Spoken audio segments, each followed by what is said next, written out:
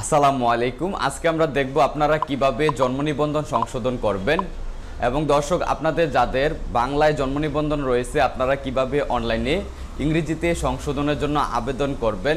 এছাড়াও দর্শক আপনাদের যাদের জন্ম নিবন্ধনের তথ্যগত গড়মিল রয়েছে আপনারা কিভাবে অনলাইনে সংশোধনের জন্য আবেদন করবেন, এই টোটাল প্রসেসটি দর্শক আজকে এই ভিডিওতে দেখব। আই হোপ আপনি যদি শুরু থেকে শেষ পর্যন্ত ভিডিওটি কন্টিনিউ করেন তাহলে আপনি ঘরে বসে আপনার জন্ম নিবন্ধনটিকে আপনি সংশোধনের জন্য আবেদন করতে পারবেন। তবে বরাবরের মতো রিকোয়েস্ট করব, আপনি যদি আমাদের ইউটিউব চ্যানেলে নতুন দর্শক হয়ে থাকেন তাহলে কাইন্ডলি আমাদের ইউটিউব চ্যানেলটি সাবস্ক্রাইব করে পাশে থাকা বেল আইকনটি প্রেস করে রাখুন, যাতে আমাদের এই ধরনের ইম্পর্টেন্ট ভিডিও সবার আগে আপনার কাছে পৌঁছে যায়। ওকে, ব্যাক টু কম্পিউটার। দর্শক আপনারা আপনাদের হাতের মোবাইল ফোন অথবা পিসি যে কোনো একটি ব্রাউজার ভিজিট করবেন এবং সার্চ বারে টাইপ করবেন bdris.gov.bd/br/correction। এই লিঙ্কটি লিখে আপনারা সার্চ করবেন। ওকে, সার্চ করার পরে আপনাদেরকে জন্ম নিবন্ধন তথ্য সংশোধনের আবেদনের এই ইন্টারফেসে আপনাকে নিয়ে আসবে। এখান থেকে ফার্স্টে আপনাকে যেটা করতে হবে, আপনার জন্ম নিবন্ধন নম্বরটি এখানে বসিয়ে দিতে হবে। অবভিয়াসলি আপনাকে এখানে 17 ডিজিটের জন্ম নিবন্ধন নাম্বার বসিয়ে দিতে হবে। তারপর আপনার জন্ম তারিখ দিতে হবে। ওকে, এখানে আমরা জন্ম নিবন্ধন নম্বর এবং জন্ম তারিখ এখানে বসিয়ে দিচ্ছি। ওকে, তারপর এখানে একটি ক্যাপচা নাম্বার থাকবে, এই ক্যাপচাটি আপনাকে এখানে দেখে দেখে বসিয়ে দিতে হবে। তারপর এখান থেকে আপনাকে অনুসন্ধান যে বাটনটি থাকবে এটির উপরে ক্লিক করতে হবে। ওকে, এখানে ক্লিক করার পর এখানে অ্যাপ্লিকেন্টের তথ্যগুলো আপনি দেখতে পারবেন। ফার্স্টে আবেদনকারীর নাম, তারপর পিতার নাম, মাতার নাম।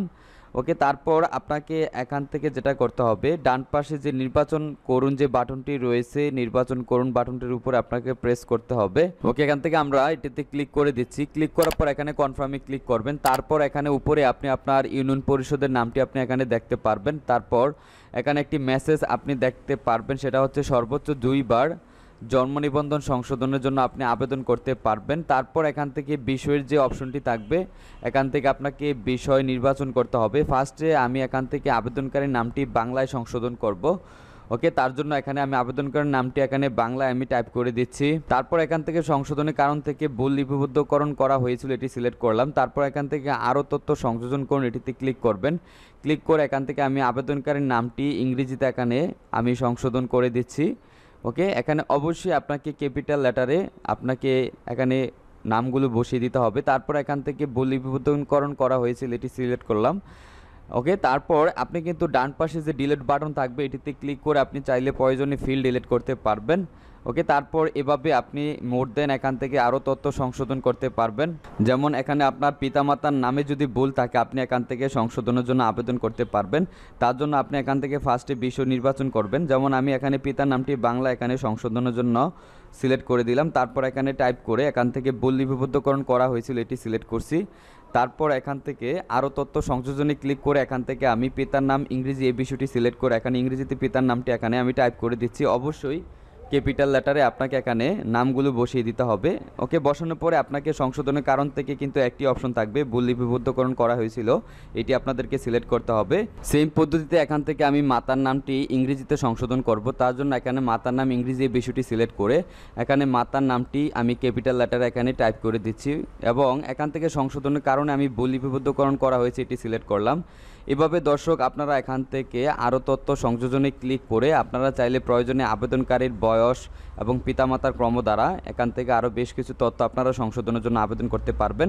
তারপর আপনাকে এখানে জন্মস্থানের ঠিকানা এবং স্থায়ী ঠিকানা, বর্তমান ঠিকানা, এই ঠিকানার তথ্যগুলো আপনাকে এখান থেকে বসিয়ে দিতে হবে। ফার্স্টে আপনাকে এখানে জন্মস্থানের ঠিকানা সিলেক্ট করতে হবে। তার জন্য আপনি দেশ বাংলাদেশ সিলেক্ট করবেন।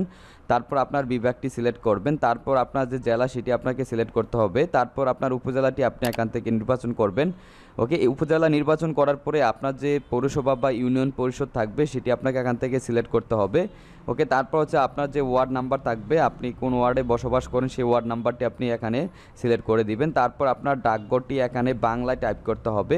ওকে, তার জন্য ফার্স্টে আমি ডাকঘর এই কথাটি লিখে আমি কোলন দিয়ে তারপর হচ্ছে আমার যে ডাকঘর সেটা আমি লিখলাম। তারপর আইফিন দিয়ে হচ্ছে আমার যে পোস্ট কোড সেই পোস্ট কোডটি আমি এখানে বাংলায় লিখে দিলাম। তারপর ডান পাশে আপনাকে ডাকঘরটি ইংরেজিতে এখানে টাইপ করতে হবে। তার জন্য আমি পোস্ট কোড লিখে এখানে আমি ডাকঘরটি বসিয়ে দিলাম। তারপর হচ্ছে যে আপনার গ্রামটি ফার্স্টে এখানে আপনি গ্রাম, পাড়া, মহল্লা এখানে বাংলায় লিখবেন। তারপর ডান পাশে হচ্ছে ইংরেজিতে আপনাকে আপনার ভিলেজটি টাইপ করতে হবে। ওকে দর্শক, আমি যেভাবে টাইপ করছি আপনারা এইভাবে টাইপ করলে দেখা যাচ্ছে যে অ্যাড্রেসের যে সেকশনগুলো আসবে একটু সুন্দর লাগবে দেখতে বা বুঝতে সুবিধা হবে। তারপর হচ্ছে যে আপনার যে স্থায়ী ঠিকানা, আপনি স্থায়ী ঠিকানার জন্য ফার্স্টে আপনার দেশ, তারপর বিভাগ, তারপর আপনার জেলা, উপজেলা এবং আপনার ডাকঘর, গ্রাম, এই তথ্যগুলো আপনি সেম পদ্ধতিতে এখানে লিখে দিবেন। আপনি যেভাবে জন্মস্থানের ঠিকানা ফিল আপ করছেন, আমার যেহেতু জন্মস্থানের ঠিকানা, স্থায়ী ঠিকানা সেম এবং বর্তমান ঠিকানাও সেম, আমি একই অ্যাড্রেস বারবার এখানে বসিয়ে দিচ্ছি। তবে আপনাদের যদি ডিফারেন্ট টাইপের অ্যাড্রেস হয় সেক্ষেত্রে কিন্তু আপনারা আলাদা আলাদা অ্যাড্রেস এখানে ব্যবহার করতে পারবেন। ওকে, তারপর এখানে বাসা বা সড়কে কিন্তু আপনারা চাইলে বাসা সড়কের নাম্বারটি দিতে পারেন, অথবা এটি অপশনাল, না দিলেও চলবে। ওকে, আমি বর্তমান ঠিকানাটি এখানে সেম পদ্ধতিতে আমি বসিয়ে দিচ্ছি। ওকে, বসানোর পরে আপনি এখানে নিচে স্ক্রল করে চলে আসবেন। ওকে, নিচে স্ক্রল করে আসার পরে আপনাকে যেটা করতে হবে, আপনাকে আপনার সাপোর্টিং কাগজ এখানে আপলোড করতে হবে। তার জন্য আপনি এখান থেকে সংযোজনে ক্লিক করবেন এবং আপনি যে ফাইলটি সিলেক্ট করেছেন সেই বিষয়টি আপনি এখান থেকে সিলেক্ট করে দিবেন। তবে এখানে আমি আবেদনকারী জাতীয় পরিচয়পত্র, এটিতে আমি এখানে আবেদন করে দিচ্ছি। এছাড়াও আপনারা চাইলে মাতা পিতা জাতীয় পরিচয়পত্র এখানে আপনি অ্যাটাচ করতে পারেন। ওকে, তার জন্য আপনি যা সিলেক্ট করে এখান থেকে ফাইল টাইপ থেকে আপনার কাঙ্ক্ষিত কাগজের বিষয়টি নির্বাচন করে দিবেন।